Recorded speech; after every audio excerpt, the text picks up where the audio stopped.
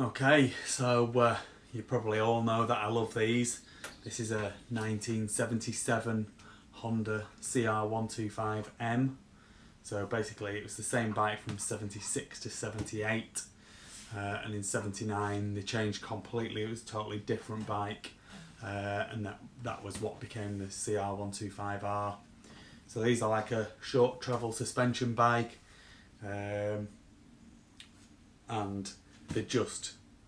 I just think they're lovely. They're beautiful, beautiful bike to look at. Nice and easy to work on. Everything's easy to get to. The parts for them are plentiful. The engines are good. Not as good handling as the later models because they don't have the long travel suspension, but they're lovely, lovely bikes. Really, really nice. And this one, it's in unrestored condition, so it's not been restored at all. By the looks of things, to me, it looks as though it's been ridden a bit, and then, I mean, there's a sticker on it saying that it was last registered in 2011, so it's been ridden relatively recently. I mean, that's 11 years ago, and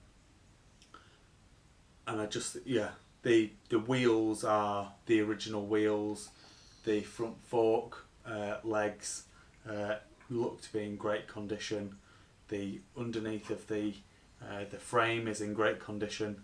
They've got an underslung exhaust, you can see, and they always get battered. So there is a dent underneath there, but the rest of the pipe looks in good condition. The only thing that I would say is there's a few rips in the seat, which someone's stuck a bit of gaffer tape on, and it's missing the side panels. So there will be a side panel that goes on here, and then the one on the other side as well. The grips have been taken off. They go a horrible, horrible sticky black gloopy mess, and so the grips have been taken off because that's obviously what they, so when you're pushing these bikes around you just get this black rubbery nastiness on your hands. But yeah, it's a lovely thing, in an ideal candidate to restore, either to ride or to as a collector's item really. And yeah, let's have a look at her, close look, and then we can get the gearbox check done and we can see if we can get her fired up. She's got compression, she's got a spark, so I'm expecting her to run without too much of a problem. So these are the rips in the seat. You just get a new seat cover for that really. Let's see if the foam's alright underneath. It possibly is. If you're restoring it, you'd be doing the seat cover anyway. There's obviously the rear mudguard has been damaged, so they've put a plate underneath it, riveted a plate to it. Tyres are badly cracked. That just shows how long they've been on here really, and they're still holding air, which is amazing. The rear shocks, the chrome looks to be okay. They're just a bit dirty. Look, if you just wipe them with your finger a bit, that comes off, and there's damping in them, so they're all working. I checked inside the airbox before, and the air filter had just crumbled to bits, but the actual air filter cage, which is like a metal cage which unbolts, that's all in immaculate condition. Really, really, really nice. The Kickstart, they normally go really wobbly.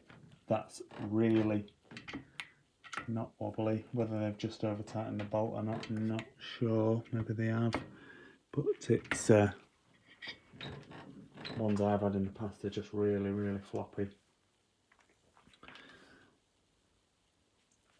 The dent in the pipe is just there.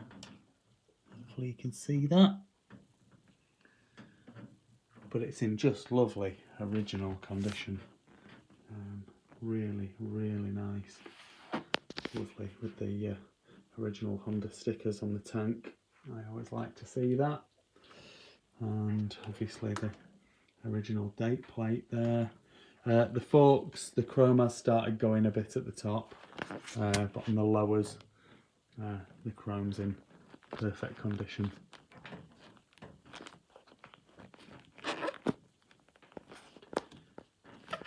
Someone's painted these mudguards. They obviously got some bleached, so they've painted them red. Whether you'd want to replace them or try and restore the originals, that will be up to you really. I know a lot of people do restore them. Like I say, the lowers of the forks look really, really nice. A bit of a stone chip there on that one, but it's only gone through the paint really. Yeah, so the wheels are in perfect condition, no splits or cracks or dents in them. The lowers of the forks are in immaculate condition. There's a bit of a couple of dents in the tank there. Someone will be able to push those dents out.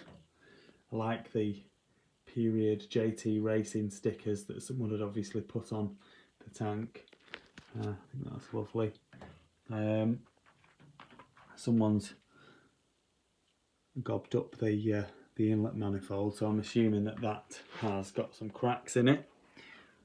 So I will get it running, but we won't be running it for too long, just in case. So it will need new inlet manifold, which they are available. You can buy them. There's a company called Hotfoot Moto in America, who I'm sure I've bought one of them from before for one of these. And the rear wheel again, just like the front, perfect original DID wheel, DID rim, beautiful hub. The thing's lovely. I do love these. I think they're proper nice thing. I'll just have to work out because I'll have to put some blocks on my stand to raise the rear wheel up, so I'll just sort that out and then we'll do the gearbox check and then we'll get the thing fired up once we've proved that all the gears are present and correct. There we go, so we're in neutral there, down for first, up for second, for third, fourth, fifth and sixth is the top of the box, back down into fifth, fourth, third, second and just down into neutral there. Right, I'll go and put the dog away and then we'll get it fired up. I've just had a run in and she's running absolutely lovely.